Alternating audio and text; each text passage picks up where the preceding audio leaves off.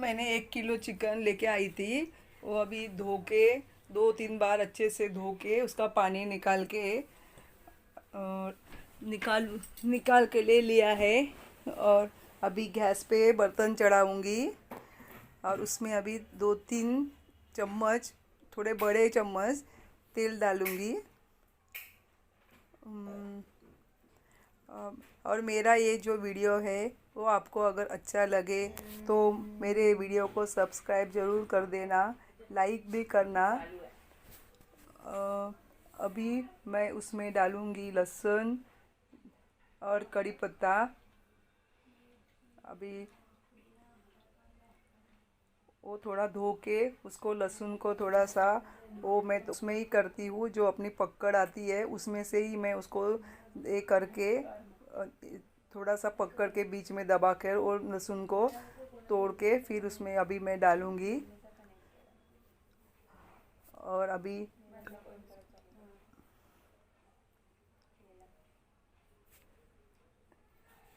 अच्छे से उसको लाल कर देना है।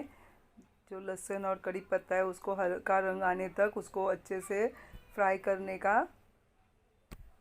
उसके बाद में मैं अभी वो धुआ हुआ चिकन धोया हुआ उसमें का पानी निचोड़ के अभी उसके ऊपर अंदर ऐसा ही डालूंगी, क्योंकि मैं मसाला पट पहले नहीं डालती हूँ, क्योंकि फिर मसाला जल जाता है तो उसका क्यों अजीब सी एक बास आती है, फिर वो अच्छा नहीं लगता खाने में। इसके लिए मैं मसाला बाद में डालती हूँ, जब से जैसा कि मैंने तेल में चिकन डाल दिया तो उसके बाद में मैं मसाला डालती हूँ। तो अभी मैं मसाला डाल के फिर अच्छे से उसको दोनों मिला के सब भून लूँगी। कम से कम 2 मिनट तक उसको अच्छे से भूनूंगी।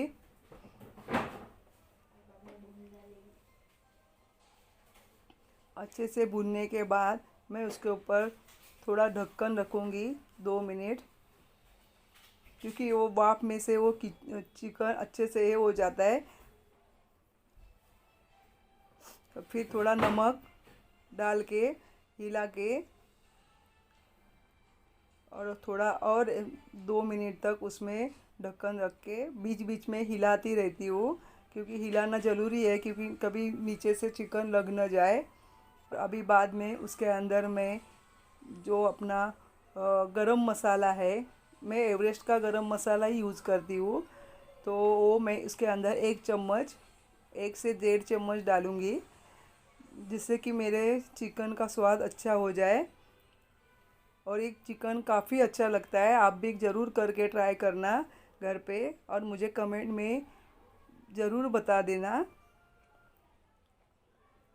अभी ये थोड़ा सा पकने के बाद मैं उसके अंदर और थोड़ा सा लाल मिर्च पाउडर, क्योंकि हल्दी पाउडर,